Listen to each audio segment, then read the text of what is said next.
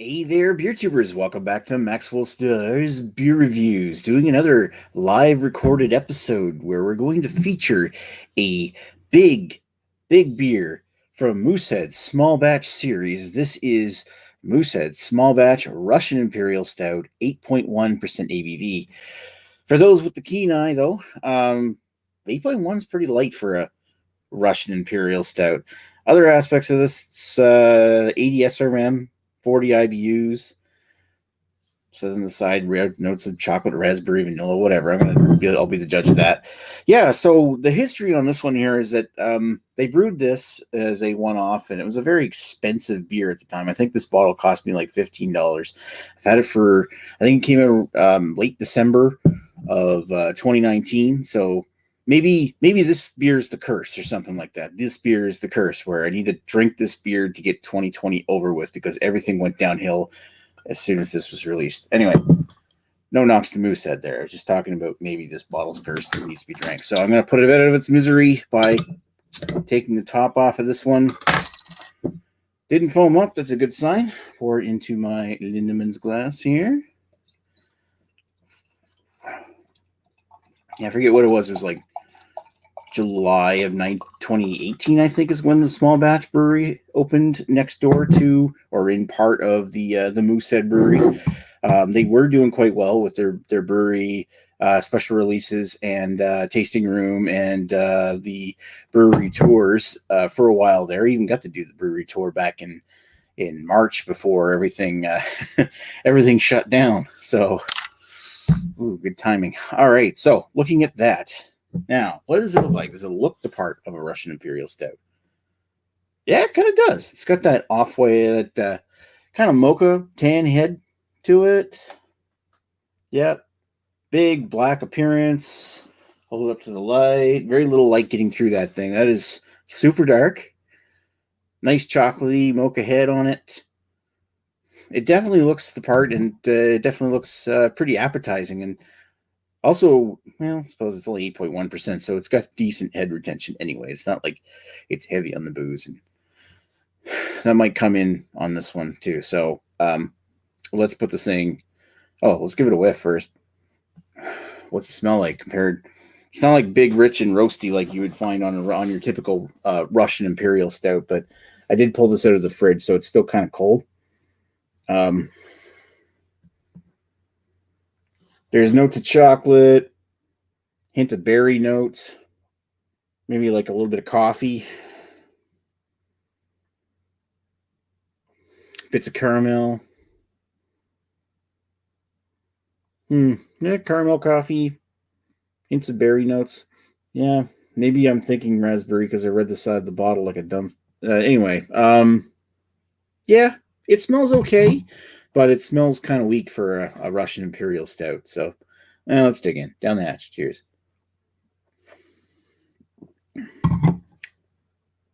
Ooh.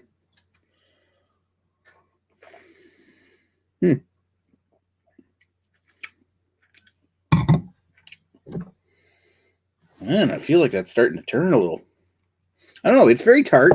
Like, it's not like terrible beer, like vinegary tart. No, it's not like foaming out of the bottle tart. It's not like this definitely is infected. I feel like there's maybe a trace of infection in there, but it does come off maybe as a bit more of a tannic raspberry kind of note. Maybe that was there to begin with. It is quite coffee-like, quite chocolatey, dark chocolate, and also quite smooth.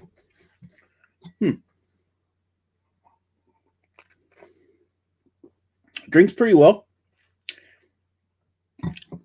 And I would say that this is a stout-like body. Like, it's definitely more skewing towards the heavier body of things, but it's a lighter body than you would get in your typical Russian Imperial Stout. When I drink a good Russian Imperial Stout, I want something that's like damn near syrupy.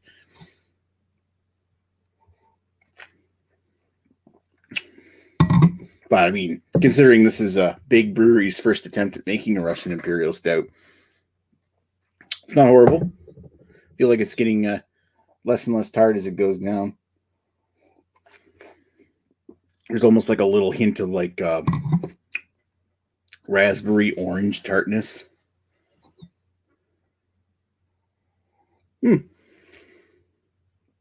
Roasty chocolate. Goes down easy. A little bit lingering tannic and chocolatey notes and hints of roast. Yeah, it's okay. Perhaps slightly underwhelming. Like 8.1. There's that feel that, maybe it's not quite as powerful as this should be. It's definitely a bit thin. It kind of carries that in. Otherwise, it's, a fairly decently tasty brew.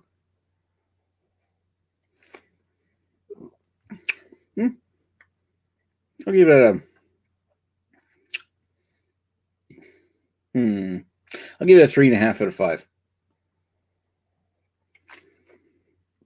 I think it's a tasty Russian Imperial Stout, but the reason why I've had this for a year is I actually bought 2 of these when it first came out last year. I mean, I probably only should have bought one, given the price these things were at. But all things considered, I thought, like, at first I thought it was exciting, and then I bought a second one. It was, or I bought 2 at the same time, but like the second one was just sat there because I hadn't been that interested in drinking it. Just because it's okay, it's tasty, but I think Moosehead could do a better job at this. So yeah, definitely a 3.5 out of 5, which is still a recommended score, but there, in the world of Russian Imperial Stouts, there's a whole lot better than this. It's like 90% of the pack is better than this. It's just the stragglers that take up the rear. Like, I would have this over like a Grand River. What's that? Russian gun. Yeah.